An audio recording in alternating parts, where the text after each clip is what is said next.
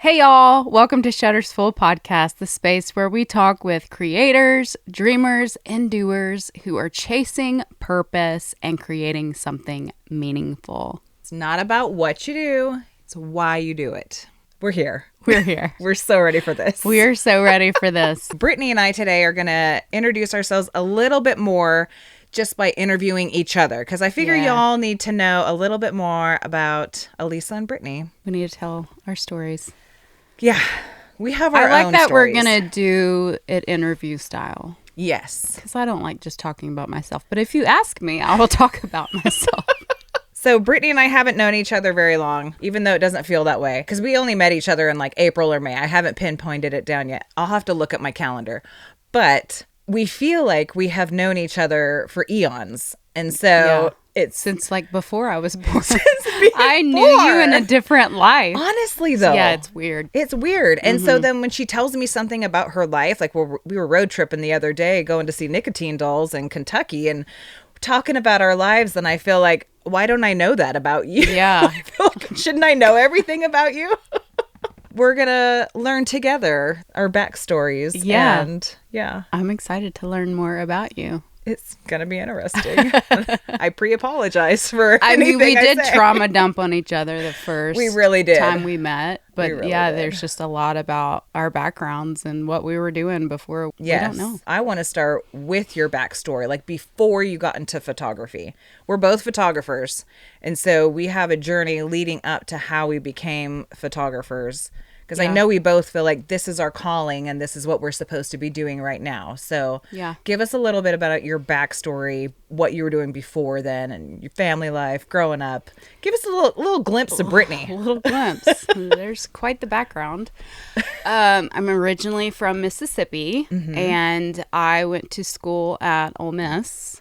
And, graduated college and immediately... Wait, what was your degree in? My degree was in recreation management. Okay. So I knew that I wanted to go into fitness, thought I wanted to like manage gyms, which I stayed in the fitness industry. Immediately out of college, I went into personal training and was managing a little personal training gym and did that for 15 years. Yeah. I was in the fitness space, did every job, you name it. I managed gyms, did marketing for gyms, personal training director. And that was my jam, really into it. Funny thing, it's right when social media was just coming out, right when Instagram was just coming out. So I had one of the first fitness Instagram pages ever. So that's why my handle is @FitBrett. Outside of my Measurably More Media page, but my personal account is @FitBrett because that was when all the social media, and then next thing you know, fitness influencing is a big thing. But yeah, in that space forever, technically still in that space. In 2017, just went through a really big life change and a lot of trauma, and I thought it was a great idea to move to Nashville, Tennessee, and just pick up my whole life and start over somewhere. And I was very blessed because I had so many clients, personal training clients, and they all signed up with me, and I did online training just to get my feet on the ground in Nashville, and started personal training, and then I had my online training. And about a year later, I got hired by Iron Tribe Fitness. Okay. They brought me on. I was doing mainly sales for them and then their social media marketing. And they eventually just brought me on full-time to do the marketing. So a lot of people don't know that about me. I do have a full-time job. I'm still working for them. Been with that company 8 years, mostly behind the scenes, handling all of their marketing for them. Which is insane. Like, honestly, I don't know how. I mean, that's one of my questions later, but we'll get to that. Yeah. But you are working full-time along with doing your photography, along with doing a podcast, along with being a mama. Yeah, it's a lot. Oh, my gosh. But I've always had a lot of irons in the fire. I feel like that's just how I am and who I am. So I love to work and love what I do. And I still love being a part of the fitness space because that was such a big part of my life and it's such a passion of mine. So it's definitely fun to still do that. But I do miss the personal training aspect. And so now with photography, being able to be in front of clients and have those relationships means a lot because I missed that for a while, being so behind the scenes with marketing for them. Right. No, I want to know your story of how you got to photography because that's a different direction than fitness. Like, Yeah.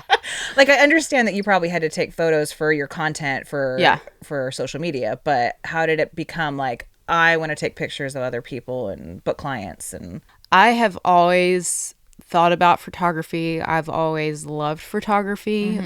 Even when I was a little girl, one of my favorite things to do with my friends was get them to dress up. Yes. I would do their makeup. I would style them, and then I would take photos of them with my little digital camera. And well, no, it was a disposable camera first. Yeah, It was my same. disposable camera. Yep. Then I'd have to take it and get them all developed. Yep. And then I was just that girl in college that carried around my Canon digital elf and took Nice. photos of everybody all the time. Like Yeah. I just have always been a very sentimental person and love to capture moments, and I'm so grateful for that. So it's always been in the back of my mind. And then another part of that, like being in fitness, I did a lot of fitness modeling back in the day, and have just done a lot of things in front of the camera as well. Pursued acting for a little bit. I was a dancer, so I was used to like being on stage and being in front of a camera. Yeah. And also, you know, love taking photos. And so it's something I've always thought about, something I've always been passionate about. But really, once I got into the marketing space with Iron Tribe, having to capture content all the time, content is king. Yes. Having to get really good at iPhone photography, having to get really good at iPhone videos. I was like, I think it's time to get a legit camera. Right. And I mentioned that to my husband, Brad. We were dating at the time, and just said, I really think I need to get a professional camera and learn photography. And he actually gifted me my first camera at our first Christmas We in love Brad for 2019. We love Brad for that. And in 2020, the pandemic hit. Yes. And I thought, well, this is a great time to learn a new skill. Yep. So I just started consuming everything I could get my hands on to learn photography. But still kind of put it on a shelf because it felt really overwhelming. I mean, Okay. it's so overwhelming. Oh, it is. The amount of things you have to learn. But Is I'm insane. also very much a perfectionist. And I'm like, if I'm going to do this, I'm going to do it right. And I want to learn how to shoot in manual mode, like right out the gate. I'm not just going to like put it on a setting. Nope. I want to do it the right way. And so I kind of dabbled with it, but it was kind of on a shelf. And it wasn't really until probably end of 2021 that I started practicing with my camera. And then all my Okay. friends knew I had a good camera. So they're like, oh, take our pictures. Yeah, And- we need family pictures Yeah. for Christmas and everything. and then once I had my son Jonah in 2021 too, I was like, okay, I don't want to pay somebody to take his photos. I have this nice camera. I want to learn how to do it. And so I was taking his baby photos and things like that. And I was like, okay, I'm not bad at this. Yeah. And started just, you know, friends asking me to take their photos. And I was like, hey, I think I can start a little think I side can make hustle this a with thing. this. And I did. And I Yeah. just put up an Instagram page. And then next thing you know, I'm just taking everybody's photos all the time. So you're telling much. me that you've only been taking photos since 2022. Yes. Okay, I'm appalled right now because I'm like, if you've seen her work, you need to look at her work. She's so good. Thank When I you. first saw your Instagram page, I'm like, girlfriend's got it going on. Thank you. Girlfriend's doing it. Like all the things. And I'm shocked and feel very inadequate right now. Oh, hush. Well, that always means a lot coming from somebody that I respect and admire. When other photographers compliment my work, I'm like, wait, what? 'Cause, I know. I mean, I still have imposter syndrome because I do of know in course. the back of my head, hey, like I just literally picked up a camera. Just started this. Like I just started this gig.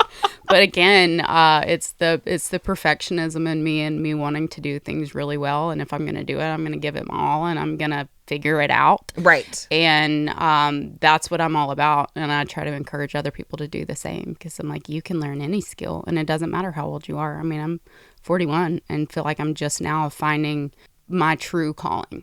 Yeah. you I feel know? that same way. And, yeah. and not that all of that was a waste because I did some amazing things and I helped a lot of people when I was personal training, but I've just never felt so aligned in a career before. You feel like it's truly what God has called you to do. 1000%. Did you ever have a moment where it was like God saying, yes, Brittany, this is who you are. This is who I want you to be. You're on the right path. Did it ever feel divine to you?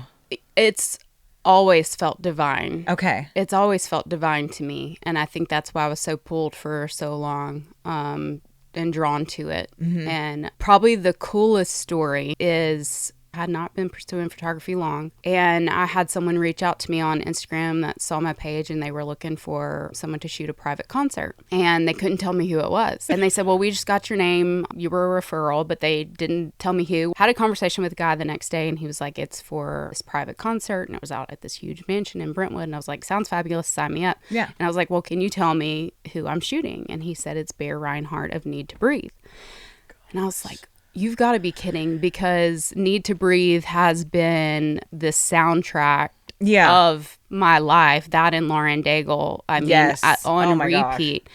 And the other cool side of that is one of the first friends that hired me to do her photos, which I owe a lot to her because she's referred me to so many, and she's an influencer with a pretty good following, is Fabi Powell. And so come to find out, that's how they found out about me. One of her followers said, oh, you know, I know this photographer that just took Fabi Powell's photos. Yeah. And so anyway, that's how it came to be. So it was just such a full circle moment that I got to shoot Need to Breathe and go to this private concert. And that was when I was like, okay, this is all God. I didn't open this door. Nope. Only he can do that. The fact that I'm in this room and I'm shooting Bear Reinhardt up close and personal and getting to meet him a year into my career. Like, are you joking? Like, that's all God. And literally having no control over how that happened. No. Yeah. I mean, the other cool thing, my best friend Alexis Drake, who owns Magnolia Acres, Need to Breathe actually recorded one of their albums at Magnolia Acres. What? And so there was a connection there, and then the connection to Fabi. And so it's such a cool story. Yes. It's just a God story. Yeah. You can't make this up. And I really knew then, okay, you're calling me to this 100%. And that was really before I had even shot any concert photography or gotten into the artist space. I was going to ask, was that your first artist? That was my first artist. Oh my gosh. Before I even shot my brother's photos. So, wow. Yeah. Okay, but was that the catalyst that made you go like, I want to get into music photography? Because I've noticed like that's where you're rolling into, and I love to see it. Mm-hmm. Yeah, that and just my brother being so well connected now in the industry is what's opened those doors. But I just love the community so much. I love those people so much. And I love being around other creatives. Not to say entrepreneurs and influencers aren't creative too, but it's just my kind of people. Yeah. And it's so fun. And I love the concert photography, even though I like to go to bed at 8 p.m. So it's not conducive to my schedule. We are okay with that 3-song maximum in the pit. Like, 3 like, songs, all right, we're great. out. Get me in bed by 9 p.m. Maybe this isn't for me, but I do love it. I love the people. I do love the people. The people are fantastic. They're fantastic. You can have a family in Nashville if you want that. You just have to go out and you have to meet the people, and you find your community. You attract the people that are meant to be in your life. We've really found that. We found each other. Absolutely. Well, and I think like you've been such an influence on me too, and I see what you do, and not that I want to copy you because we are so much, we're different in our styles, but it's just so fun working with you. So I'm like, the more I can do that, the better, right? I mean, we're still learning from each other because we don't want to copy, obviously, but also we bring our own little twist to things, which is what you're supposed to do. You're supposed to put that piece of yourself in there. But I love learning from you. I feel like, what do you even learn from there's me? There's so many, because I'm not very patient. And I feel like when you're out shooting, you are very calculated and methodical about things. I feel like a squirrel half of the time. Like, I'm just like, I want to go shoot that. I want to go shoot that. But then watching you when we shot Carlisle Griffin in Muscle Shoals, I was watching you and you're like, I see that. And then you did it. Yeah. And then you're like, I see that. And then you did it. But it's funny like, you say that because I feel like in my head I'm a squirrel. Right. But I just look like I'm... like you know what you're doing.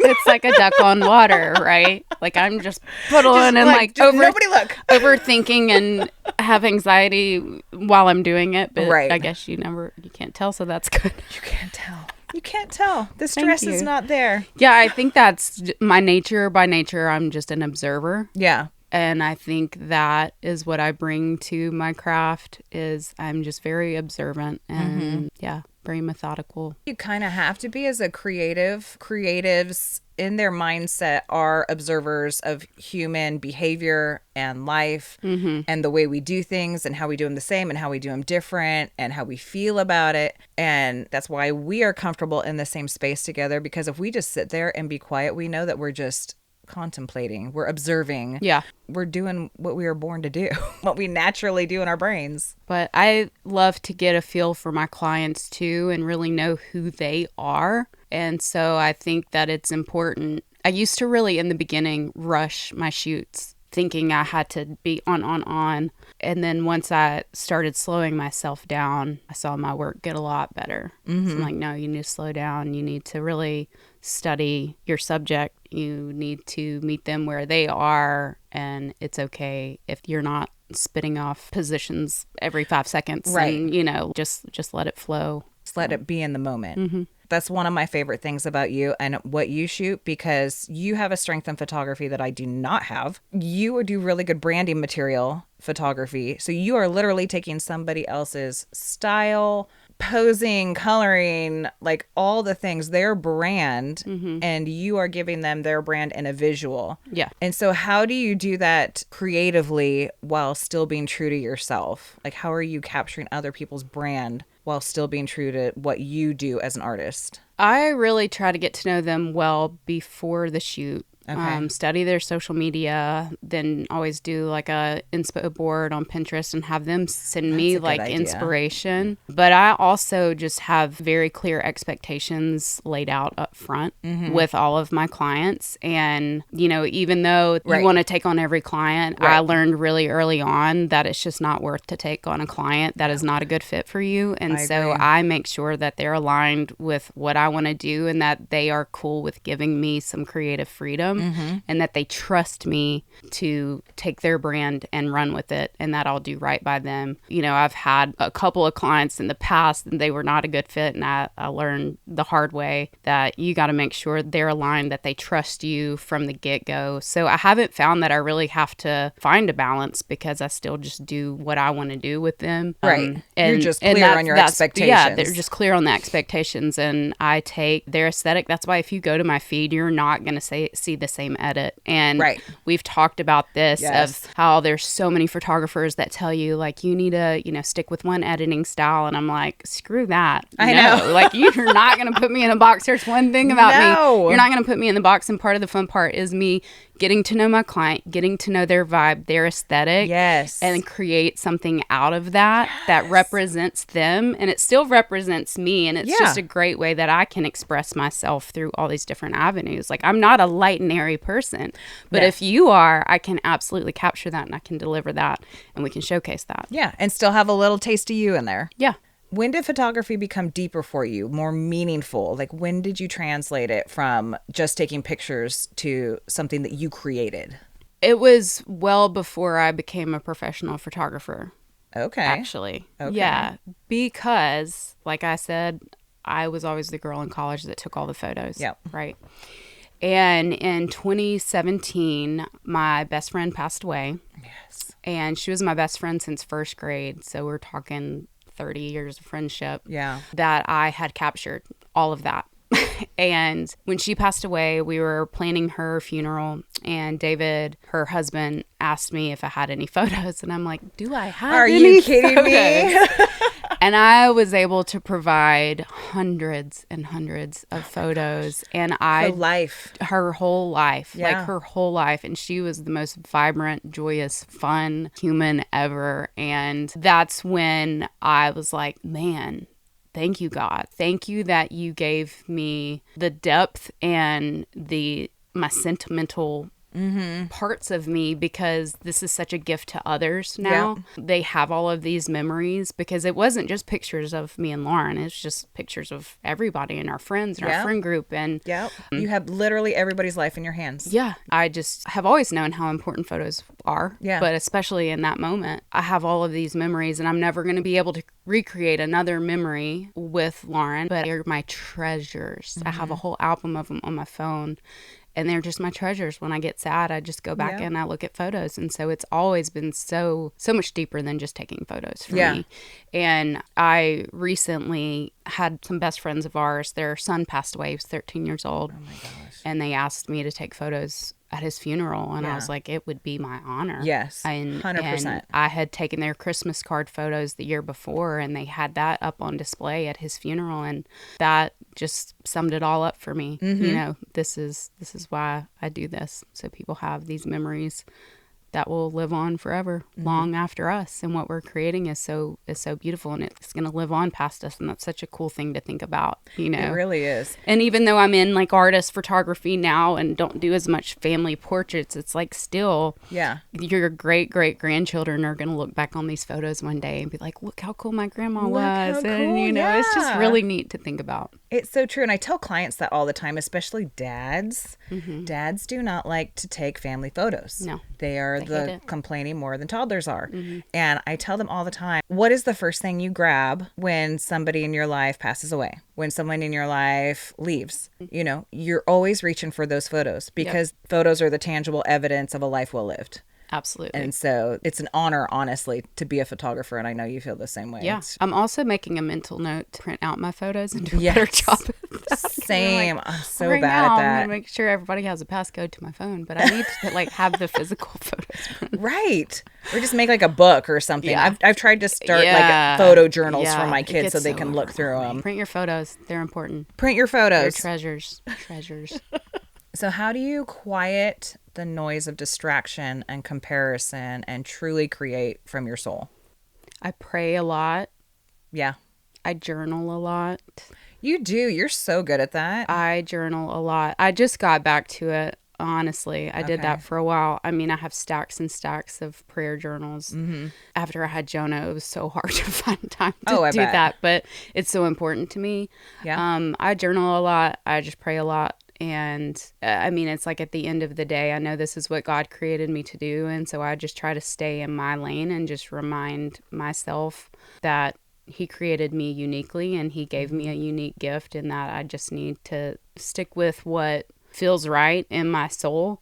And that's what I do. Love on people with my work, because yes, I love producing beautiful images, but what I want them to take away more than anything, more than beautiful images, is just a really awesome experience. And I want them to feel super confident and capable to use the gifts that God created them for. And so that's what it's all about to me. And so when I get in my head or get in the comparison trap on social media, it's that way for everybody. It's real. The silence is loud when you're putting yourself out there on social media. Yes. I know in my soul that this is what I was created to do, and that God wants me to share my gifts, and he wants me to share my story with the world. And whether that reaches 10 people or 10,000, that's great. Yeah. But I'm just going to do me and shine my light, and the light that he's given me, best I can. And you are working full time. Yes. And you are a mama to the most cutest 4-year-old in the whole entire world. He's 4, right? Yeah, 4. I'm like, he just turned 4. He just turned 4. And I don't know if I should call him Jonah or Shark or... Jonah, Sharks, Alligator, Octopus, Allison is his name. I just don't address him because I'm afraid I'm always going to get it wrong. He has no personality. He will correct you if you call him Jonah. He says so cute. It's Sharks, Octopus, Alligator, Allison.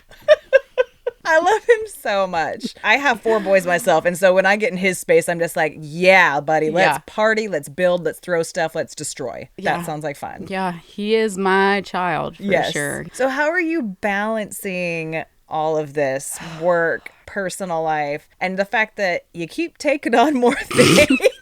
Let's start a podcast. I have a supportive husband, so that helps. Yeah. He has his own business now, and he's working from home now, so that's been a game changer for us. Oh, I bet. But before that, just mainly working when he was sleeping. So anytime he was down for a nap, sometimes he would fall asleep on me, and I would still edit while he was in my lap.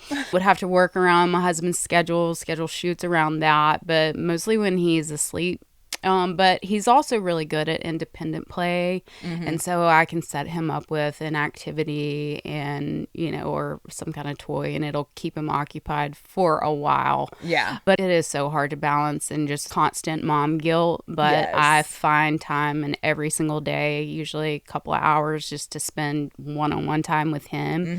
And my husband's really great about that. Like when I can't be hands-on with him, my husband steps in, and we are like passing ships in the night right now, Yeah. but we've just we understand that this is the season of life that we're in because we're both trying to grow businesses. Yeah, and it takes everything. And it takes everything. But yeah, I just try to do everything around like his sleep schedule or, you know, and if I can't, I'm at least in the same room with him and can talk to him while I'm editing and make it work. And he's also come with me to shoots and he's great. And I love it.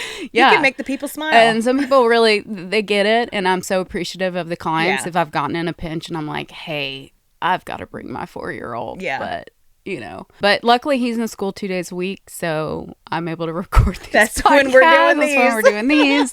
And yeah, just work around that. But you're making it happen. I'm making it work. You have been shooting for a few years now and you've worked with way different people, artists, families, brands, businesses, all the things, fitness people.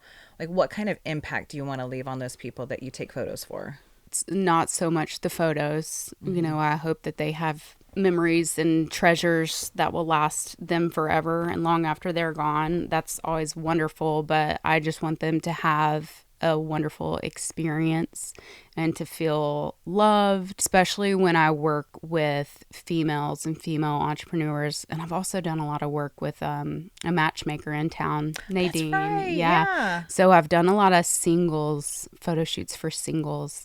That's so cool. And just seeing the transformation when they come in for a shoot with me and they'll walk in really timid, but they leave feeling so confident. And a lot of that has to do with my friend Pauline Joseph as well, who's a makeup artist and stylist. She's incredible. She does all their makeup and styling, and the two of us together just loving on them and taking their photos, they leave with so much confidence. And that's really what I want to help like instill in others. And also them just seeing me pursue something I'm passionate about. I hope that it sparks that in them to go, hey, I have something on my heart that I want to pursue. I can do that. That You I know, am capable I am of. capable of doing Yeah. it. And I just want everybody I meet to take that away from this podcast, especially. Is like, Yeah. you can do anything that you set your mind to, and don't ignore those little tugs on your heart, because that's probably your call somewhere in there, and God telling you like, hey, go do this thing. 100%. I'm telling you, you know, you might feel behind, you're, you know, in your late 30s, and I'm telling you to pick up a new skill, but just trust me with it. And, yeah, so I just hope that they feel inspired and uplifted and loved on, and they take more away from their personal experience with me as a person than the photographs. The photographs are always great. But Yeah. I'm so glad that we are together doing our creative passions together and separately, and doing whatever we can to support each other. I can't ask for a better support system. I know, you're my hype girl. I know, same. It's the best. I think I'm going to make a shirt that says Brit's Hype Girl. You should. And I should have one made as well. You should. I'm in the same boat as you as far as you are capable of anything. And it did take me a long time to realize that too. But something happens in your late 30s, 40s. Yeah. Where you, number one, just don't care what other you people don't give think. a rip. No. Your time is precious. Your family and friends are precious. And you are more open to what God has planned for you. Like, you obviously at that age, you've been through some stuff. I feel like you can't go through life and hit 40 and not have been through some stuff. Yeah. But being able to harness what God has in store for you, tapping in to what he has in store for you, and developing those talents, removing the fears, getting out of the limited mindset of I can't do this because XYZ. Like, It doesn't matter. Yeah. It doesn't matter. Start slow, start quiet, start private. Who cares? But just start. Yeah. Don't be afraid to fail. Don't be afraid to fail. afraid to suck. I mean, you're going to suck at first. You're going to suck. You have to suck. Yeah, you have to suck That's to the get good. only way to learn. And I mean, we're starting this podcast not knowing what we're doing. No. And I guarantee, looking back in 20 episodes, we're going to be like, man, we sucked. Yeah. But we did it. did it. We did it. And the only way to learn is to fall down and get back up. That's the only way to learn anything. Exactly. So I'm proud of us. I am proud of us. And anyone out there that is following their creative path and pursuing it with courage. Yeah. 'Cause it's a big deal. It's hard. But also, you know, I've tried things Brittany's way. Yes. And I finally was like, okay, Yes. Lord, what do you have for me? What do you want me to do? That was the first 40 years of my life. What do you want me to do? Yep. I am a rebel. And so I'm like, nah, I'm not doing that. Yep. No. But That doesn't sound awesome. The ending doesn't sound awesome. The ending is never great when we do it our way, but It when we never follow God, is. then we end up starting podcasts with our best friends. It's great. And it works out It for works out our great. good. And we don't even know where this is going to take us. I mean, it's going to take us to other opportunities and experiences that we don't even know that are coming, but it's in his hands. And I trust that. Yeah. And it'll be wonderful. Yep. So thank you for joining us, Brittany. Thanks for having me. Now I get to interview you. Now you get to interview Now me. you're in the hot seat. I will try to keep it appropriate. All right, Alisa. Yes, Brittany. I have you in my hot seat. I know. Okay. Why am I so scared all of a sudden?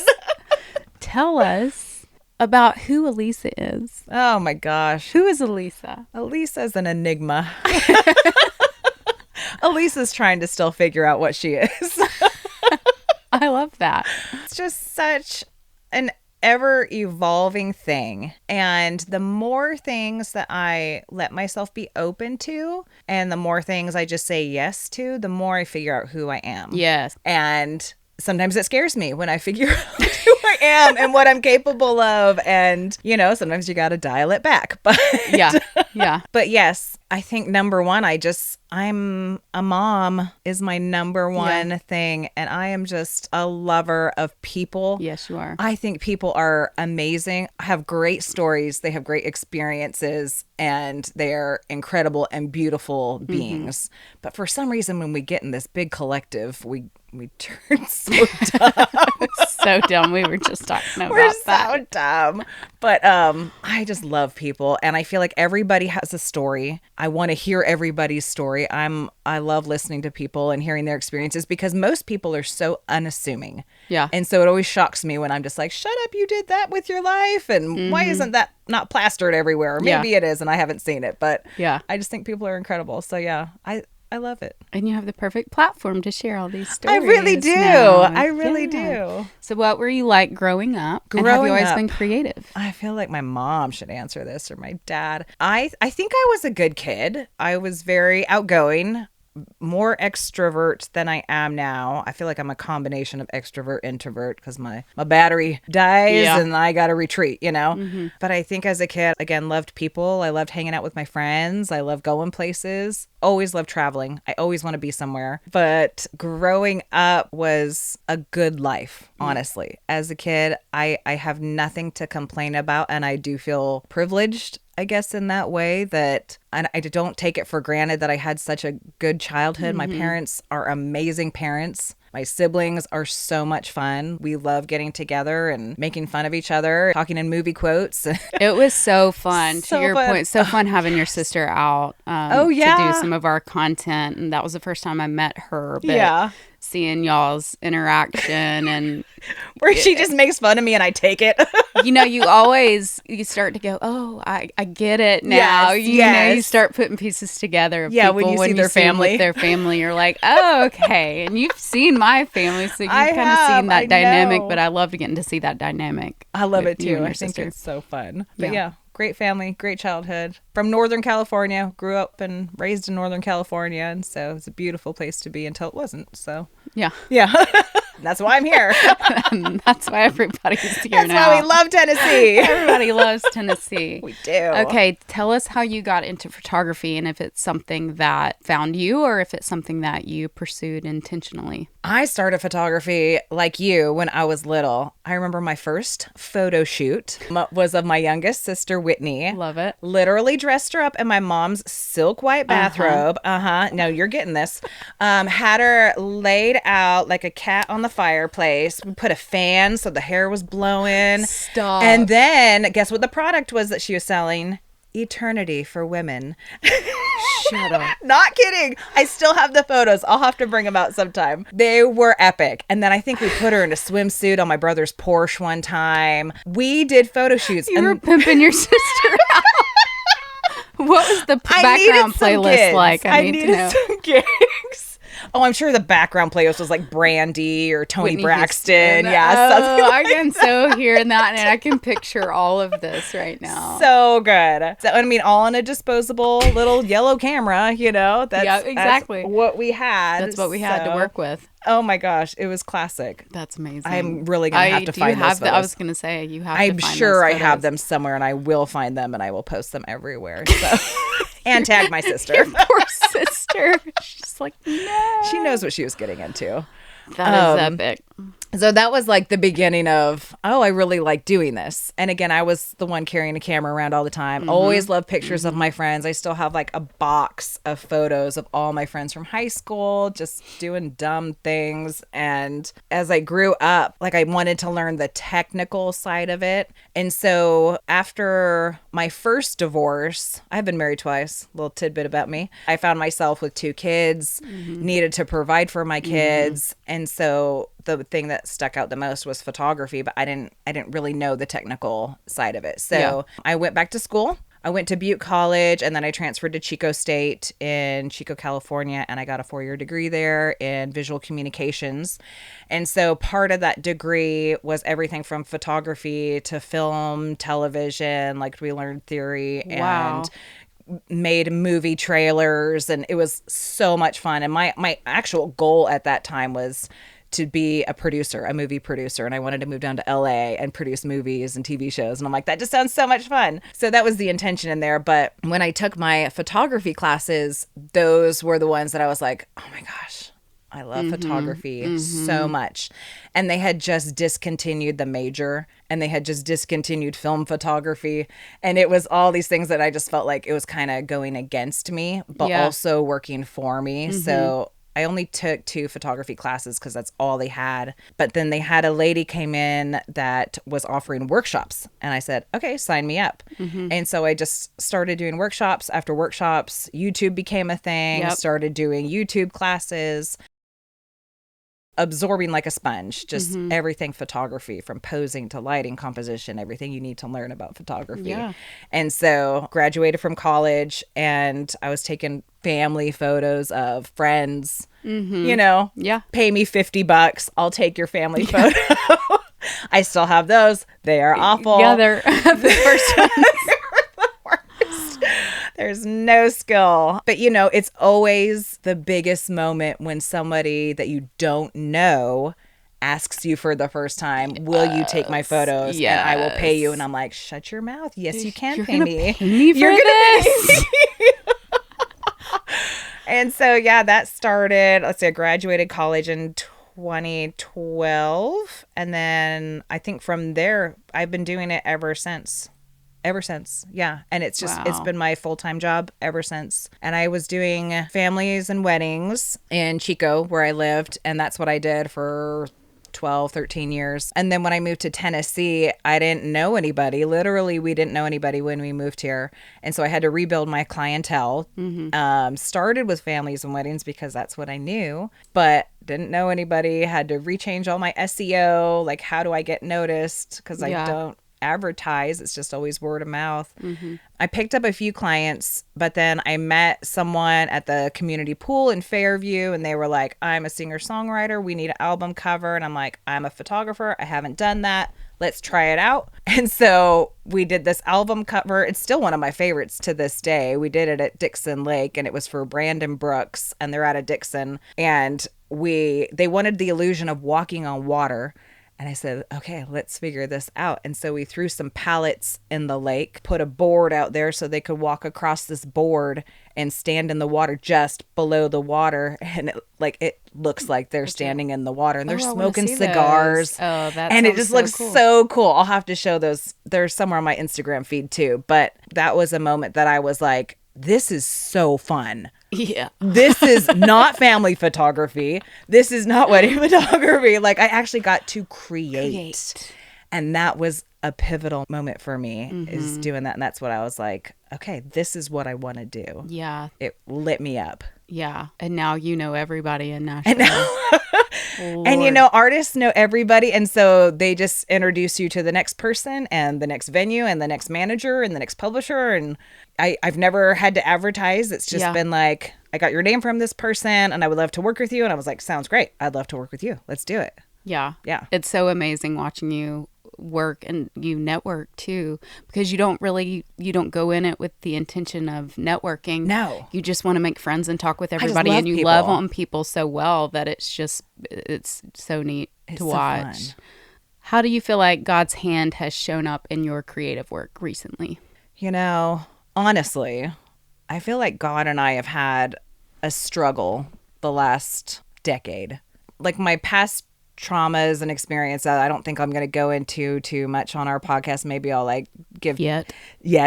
I'll probably give tidbits when people bring up something, and I'll be like, that happened to me. Let's talk about this.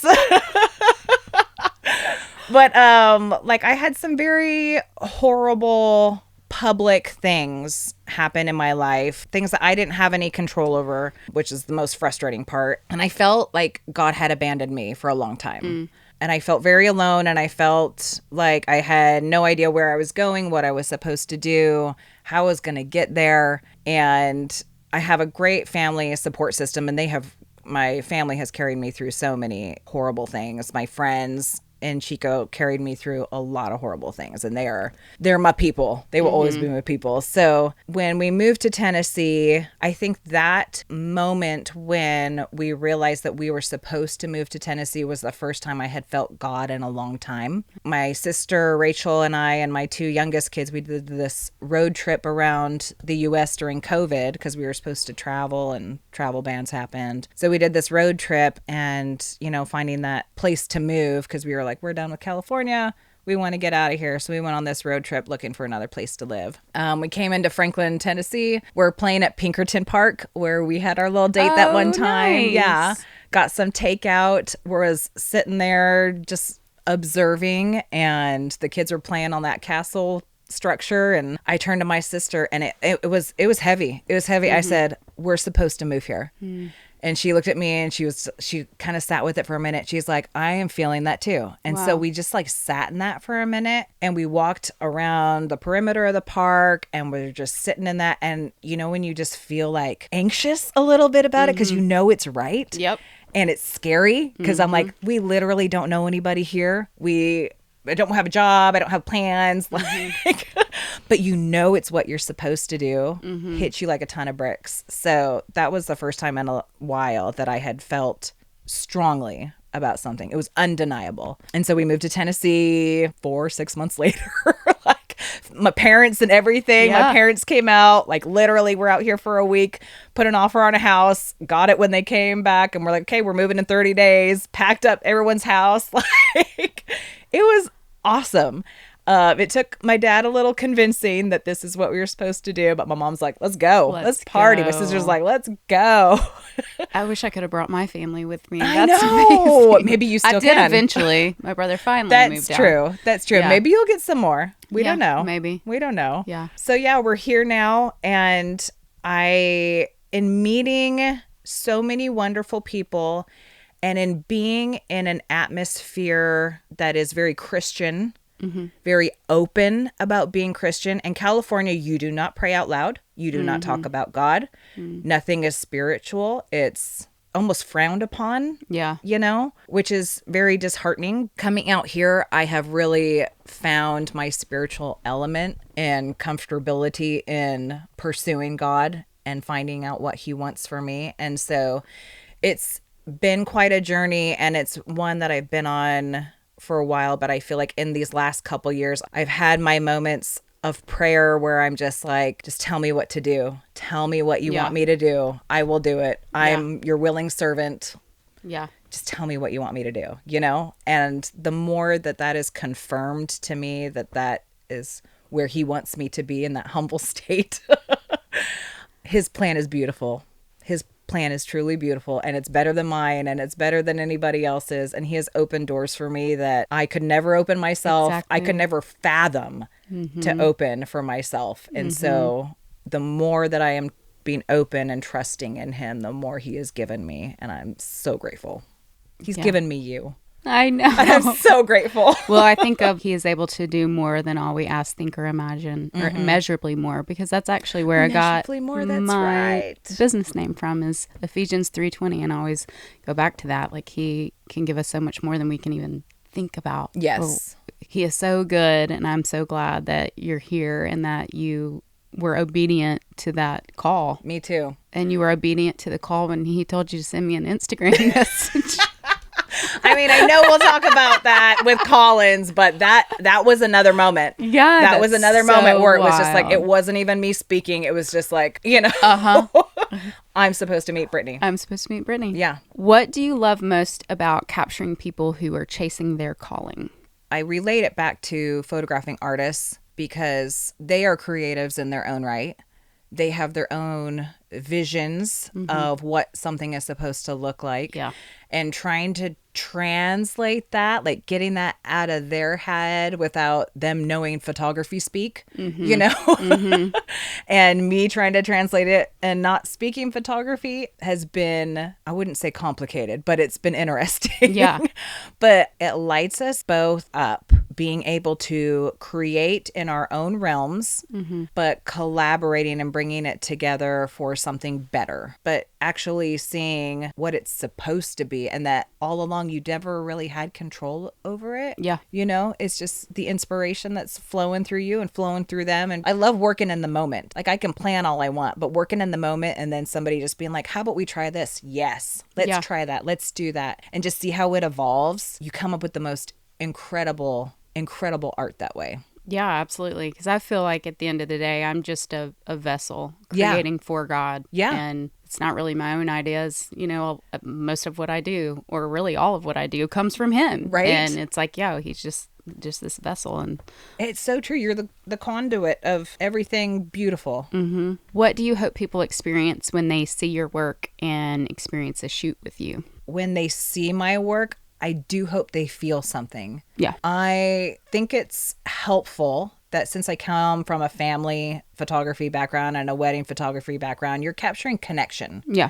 You're capturing love. You're capturing emotion. And so when you have that background and you're mixing it with an artist, that really you're trying to have your audience feel something at the same time, but really something is just happening to you, you know, and you're documenting it. So there's that fine line of feeling when you're capturing and trying to find the right angles, the right settings, the right backdrops, foreground, you know, like you really kind of have to think through it a little bit more if you want to create emotion in something that's just happening in front of you. Yeah.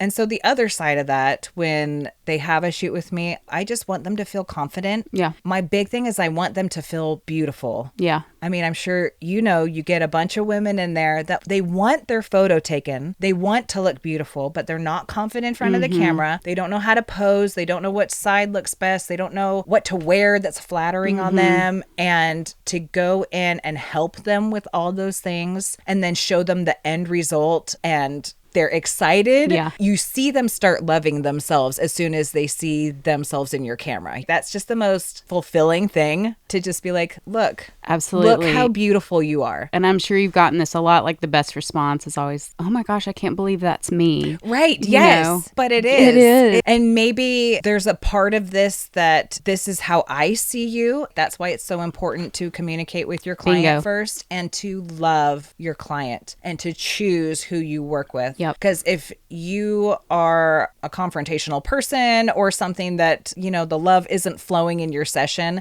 it's going to be hard to capture anything great. You have to be open. You have to be a willing participant in this creative process. Yes. So yeah, finding that and capturing that for somebody, I feel like is just everything. That is glowing inside of me. You know, makes me so happy to do that for somebody. Yeah. As a single mom, That's me. your boys are absolutely incredible. They're the best. They seriously are. And I'm constantly taking notes from you, because I'm just like, I want Jonah to be just like that. So tell me all the things. And he will get there sooner than you know. It's so sad. Oh my gosh. Like crying thinking I know. about it. They He's grow too already a fast. teenager. Like, this morning he told me, I got to do everything around here. And I'm like, you're four. First of all, oh my gosh.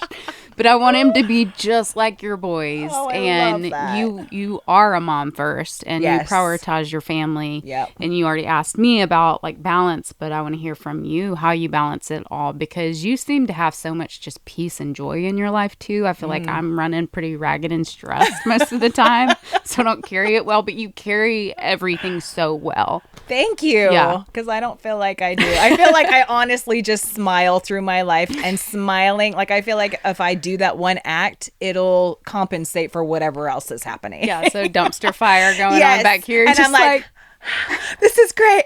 I'm a raccoon, all tattered, coming out of the dumpster. Like, this is my life. I bring it on myself. It's my own affliction. I mean, the number one answer to that number one is I have the best family support system. Yeah. As a single mom, I would not be able to do it without my family, because I mean, I live in the same house with my parents, which is beneficial to me because I have my sisters there, I have my parents there, and most of my family works from home, and so I know somebody is always going to be there. Yeah. So I can literally just be like, yes, I can take that shoot because I know my kids are going to be okay, because they're still living their same life on their same schedule, and somebody's here and they're fine, you know? And so that gives me a lot of comfort knowing that. I still have the mom guilt because honestly, I would rather just be home with my kids. Yeah. We homeschool too. That's another thing. They don't go to public school. We homeschool. Yeah. And so they have their structure that we got to do every day. Homeschool takes like 2 hours a day. It's fantastic. I recommend it to everybody. Yeah. But you're in control of the learning, and it's helpful that they can read, and we have open and closed lessons so that they can just go in and do their homework, and I check it, and it's great. I don't have to mommy them too much or helicopter them too much. And they are both learning skills, which are great because that keeps them busy. If they're taken care of, I'm okay. Yeah. But I always try to find 1 or 2 days a week where we just be together. Yeah. I put away the work. We go to a museum. We go on a hike. We go to a friend's house. Just be together because they need that. I need that. Just, it helps me be a better person. Yeah, I feel like every time I talk to you and ask about the boys, you're like, oh, yeah, we just went hiking, or they went to some museum. Like, you were so intentional with your time with them. And they're so well adjusted. Oh, my gosh. Yeah. But also, I don't want them to see, because I tout to them all the time, literally, honey, you can be whatever you want to be. You can do whatever you want to be.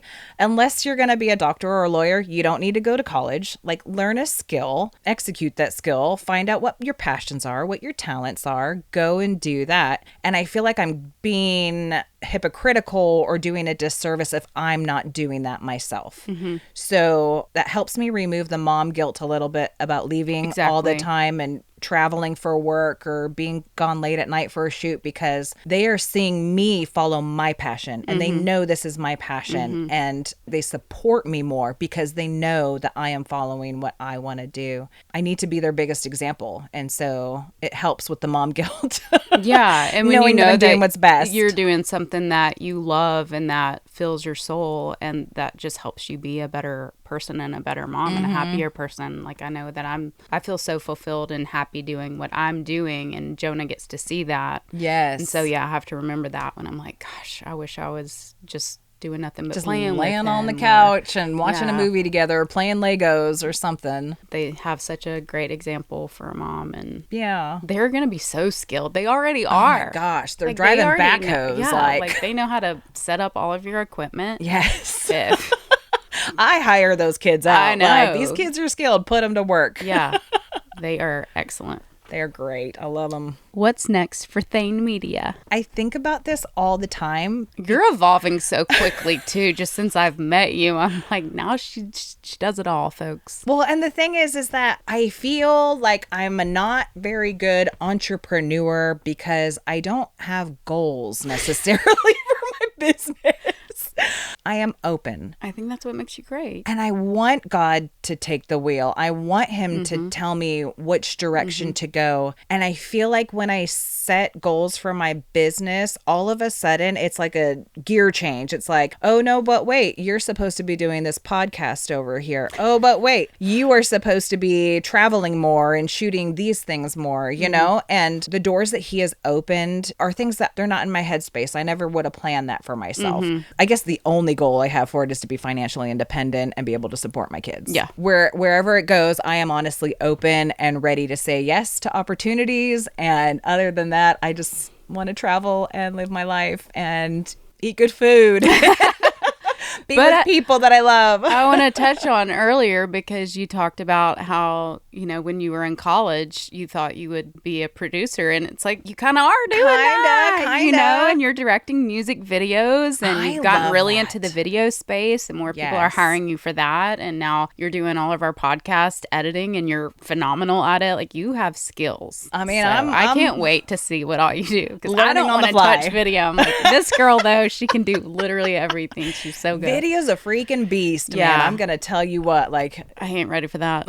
I'm not ready for that, but I'm just doing it. I'm figuring it out. Yeah. I want to touch on that directing thing. I am obsessed with directing. Again, I feel like I'm just called to do. And it's honestly one of the things I went to school for. And so being able to step into that role in doing music videos, I'm like, yes, please. I would love to have somebody else shoot this and I will tell you what to do. I want to direct all the things. I so see you doing that. So enlightening for me. So yeah, maybe there's more of that in my future for Thayne Media. So we'll have to see. I can't wait to big budget ones. Yeah. So many big things in store for us both yes. and for all of our guests. Yes. Man. I mean, as soon as you are open and you take away your limitations and your fears and you say yes to opportunities and you find reasons and excuses to do something instead of why not to do something, you have no idea what's possible. Anything is possible. Anything. Absolutely anything. It's incredible. Yeah. I love this for us. I do love this for us. I'm so proud of us. Let's high five. Let's high five. Hype woman. Well, that's a wrap. That is a wrap. That's a wrap. That was fun. That was actually really fun. And I felt fun. like I learned a lot more about you that I didn't know. And same. So we are going to start interviewing other artists and creators and dreamers and all the people that are doing things in God's plan and in God's time. And we hope you liked our stories. I'm sure our stories will kind of come out a little bit. Yeah. More interviews, but we'll sprinkle just shows of the two of us here and there, I imagine. We probably will. We don't know. We're just flying by the seat of our pants. We don't have any plans for our lives. No plans. We have little note cards. That's about it. Been using an old phone. But it's working out great. It is. And we are going to be bringing on some guests. Our next guest is Collins Horton. Brittany's brother. Bubba. We call him Bubba. Big Bubba. We're ready Uncle to party. Bubba. Not my uncle, but Jonah. Uncle Bubba. He's somebody's uncle. He's not our uncle. He's a lot of people's uncle. That would be awkward.